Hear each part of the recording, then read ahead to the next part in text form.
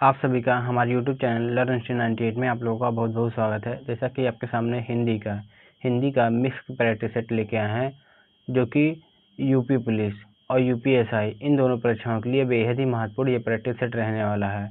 ये set number 103 है। इससे पहले 102 सेट हो चुके हैं। आप चाहें ये अन्य एग्जाम के लिए ले रहे हैं तब भी आपके लिए बेहद ही महत्वपूर्ण रहने वाला है। चलिए सभी प्रश्नों को एक एक करके देखते हैं। हमारा पहला प्रश्न है, इसमें देखेंगे, देखो ये है, निम्न विकल्पों में से भाववाचक संज्ञा शब्द है।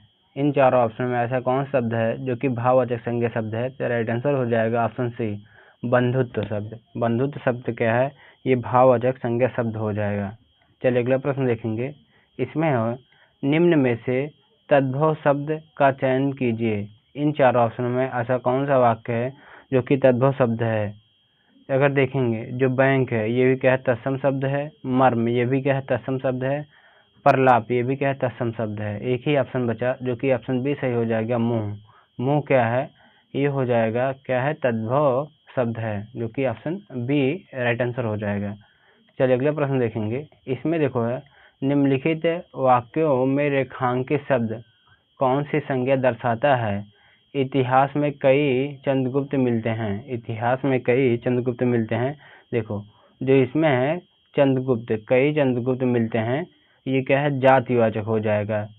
जातिवाचक, जो कि ऑप्शन बी हमारा राइट आंसर हो जाएगा। अगले क्वेश्चन देखेंगे। इसमें देखेंगे, धावक तेज गति से दौड़ते हैं। वाक्य में तेज गति क्रिया विशेषण का कौन सा भेद है? जो ये तेज गति है, क्रिया विशेषण कौन सा वाक्य है? ती हो जाएगा क्या है?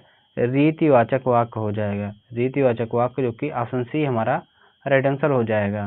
चलिए अगला प्रश्न देखते हैं। इसमें देखो है, शब्दकोश में कौन सा शब्द सबसे पहले आएगा? इन चारों ऑप्शन में ऐसा कौन सा वाक्य है सबसे पहले आएगा? ती हो जाएगा, जो आकार है, आकर शब्द ये क्या है? सबसे पहले आएगा, जो कि ऑप्शन बी हमारा राइट आंसर हो जाएगा। चलिए अगला प्रश्न देखेंगे। इसमें देखो है, तत्सम से तद्भव बने सही शब्द युग्म को खोजिए। देखो ऐसा कौन सा वाक्य है जो कि पहले क्या है? तत्सम था, उसके बाद क्या है? तद्भव है। ये क्या है? सही शब्द चुनना है या सही युग्म चुनना है। तो देखेंगे, देखो जो घट है, घट का क्या होता है? घड़ा होता है। ये क्या है? सही है, यही हमारा ऑप्शन ए हमारा राइट आंसर हो जाएगा। चलिए अगला प्रश्न देखेंगे। इसमें देखो है, लिखित भाषा के मूल ध्वनि के लिए जो चिन्ह मान लिए गए हैं तथा जिस रूप में ये लिखे जाते हैं उसे कहते हैं, उसे हम क्या कहेंगे? उन्हें क्या है? लिपि कहते हैं। लिपि कहते हैं, जो कि ऑप्शन डी हमारा राइट आंसर हो जाएगा। लिपि कहा जाता है। अगला क्वेश्चन देखेंगे। इसमें देखो है, शिक्षक संज्ञा का कौन सा प्रकार है? अगर शिक्षक देखें, ये हो जाएगा जातिवाचक हो जाएगा। जातिवाचक संज्ञा, जो कि ऑप्शन ए हमारा राइट आंसर हो जाएगा। देखो यूपीएसआई 2021 में पूछा गया था। चलिए अगले प्रश्न देखेंगे। देखो इसमें है, निम्न में स्त्रीलिंग शब्द है। इन चारों ऑप्शनों में ऐसा कौन सा वाक्य है जो कि स्त्रीलिंग शब्द है? अगर देखें, ये क्या है? सारस ये क्या है? पुरुष लिंग है। सनक ये भी पुरुष लिंग है। और ये सलाम ये भी क्या है? पुरुष लिंग है। लेकिन जो सलाद है, सलाद ये क्या है? स्त्रीलिंग शब्द है, इसलिए ऑप्शन सी हमारा राइट आंसर हो जाएगा। चलिए अगला प्रश्न देखते हैं। इसमें हो जाएगा, त्रिलोचन। त्रिलोचन में कौन सा समास है? अगर देखें, त्रिलोचन में ये हो जाएगा हमारा क्या है? बहुब्रीहि समास हो जाएगा। बहुब्रीहि समास, जो कि ऑप्शन डी हमारा राइट आंसर हो जाएगा। बहुब्रीहि समास में क्या होता है? इसमें ना तो उत्तर पद ना तो पूर्व पद प्रधान होते हैं, बल्कि अन्य पद प्रधान होता है। जैसे त्रिलोचन, 3 नयन है जिसके अर्थात क्या हो जाएंगे? शिव हो जाएंगे। चलिए अगला प्रश्न देखेंगे। इसमें देखेंगे, निम्न में से कौन सा पुरुषवाचक सर्वनाम का उदाहरण नहीं है? अगर इसमें देखें, कौन सा ऐसा वाक्य है जो कि पुरुषवाचक सर्वनाम का उदाहरण नहीं है? तो इसमें हो जाएगा, जो कौन शब्द है। कौन शब्द है, ये पुरुषवाचक सर्वनाम का उदाहरण नहीं है। लेकिन ये तुम, हम, वह, ये क्या है? पुरुषवाचक सर्वनाम के उदाहरण है। ये क्या है? जो कौन है, ये प्रश्नवाचक प्रश्नवाचक सर्वनाम का उदाहरण है, ना कि ये पुरुषवाचक सर्वनाम का उदाहरण है। इसलिए ऑप्शन डी हमारा राइट आंसर हो जाएगा। अगले क्वेश्चन देखेंगे, इसमें देखो हो जाएगा यह वर्ड का उच्चारण स्थान है। अगर देखें यह वर्ड का उच्चारण स्थान क्या होता है, तालु होता है, तालु, जो कि ऑप्शन ए हमारा राइट आंसर हो जाएगा। चलिए अगला प्रश्न देखते हैं।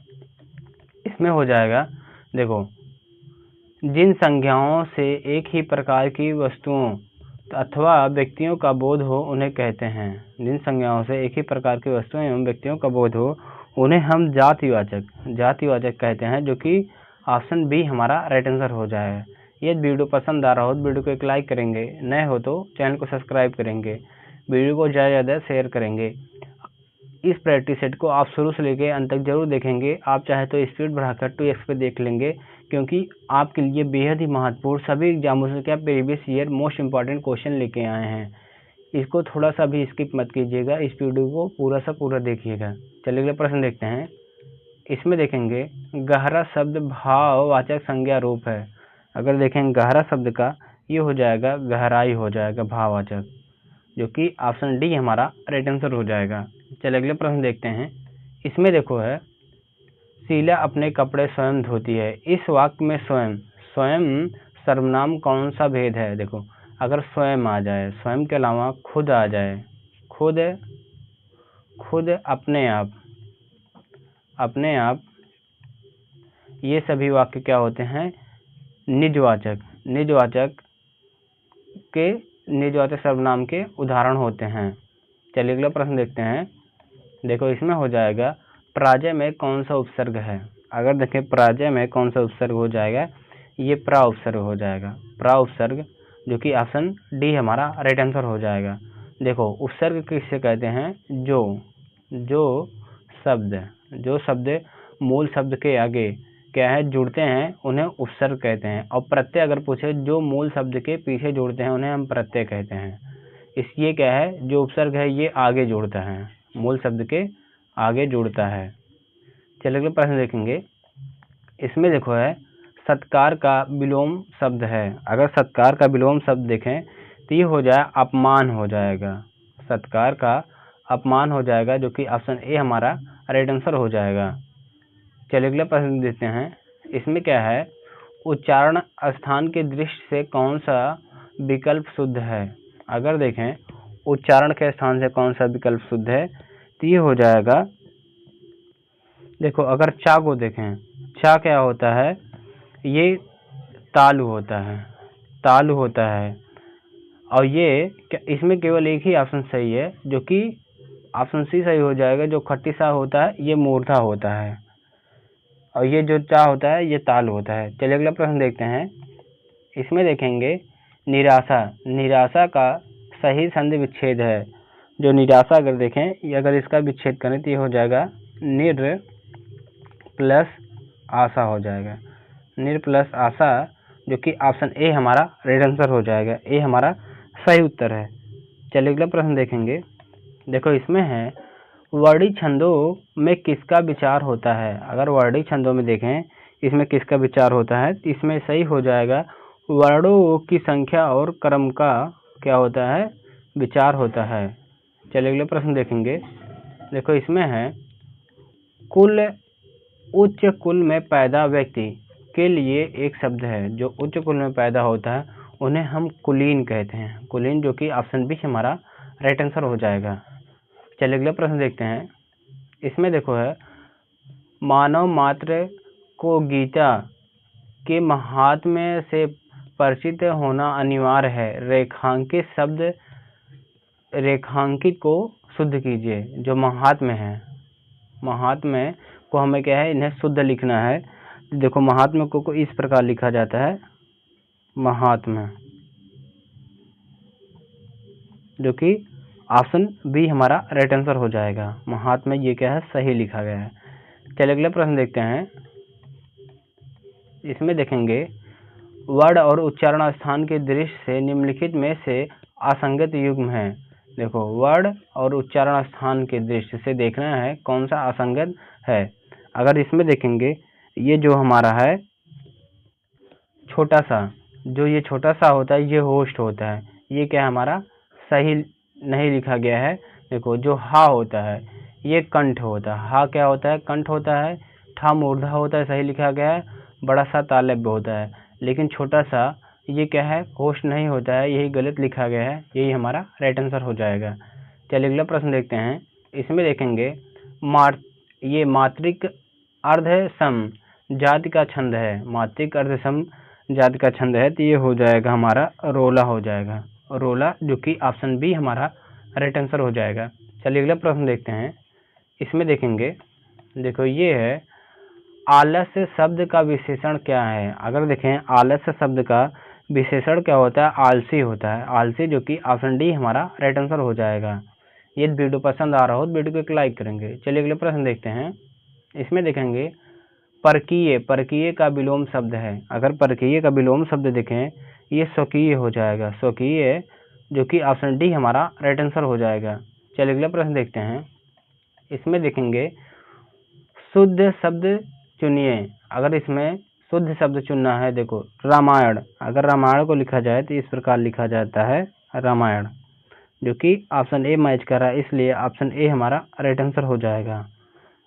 चलिए अगले प्रश्न देखते हैं। इसमें देखो है यह मकान मेरे भाई का है। रेखांकित पद जो यह है, ये है, मतलब क्या हो जाएगा? यह अगर देखें तो ये क्या है? संकेतवाचक सर्वनाम विशेषण है। संकेतवाचक सर्वनाम विशेषण है, जो कि ऑप्शन बी हमारा राइट आंसर हो जाएगा। चलिए प्रश्न देखते हैं। इसमें है मित्र, मित्र का भाववाचक है। अगर मित्र का भाववाचक देखें तो ये मित्रता होता है, जो कि ऑप्शन ए हमारा राइट आंसर हो जाएगा। चलिए आज का हमारा लास्ट क्वेश्चन देखते हैं। इसमें क्या है? बुढ़ापा एक प्रकार का अभिशाप है। रेखांकित शब्द की संज्ञा है। ये क्या है? व्यक्तिवाचक, भाववाचक, समूहवाचक, जातिवाचक। ये क्या है इसे बताना है। इस प्रश्न का उत्तर आप लोग कमेंट बॉक्स में कमेंट करके जरूर बताएंगे। वीडियो पसंद आया हो तो वीडियो को एक लाइक करेंगे, नए हो तो चैनल को सब्सक्राइब करेंगे और वीडियो को ज़्यादा शेयर करना ना भूलेंगे। Thank you.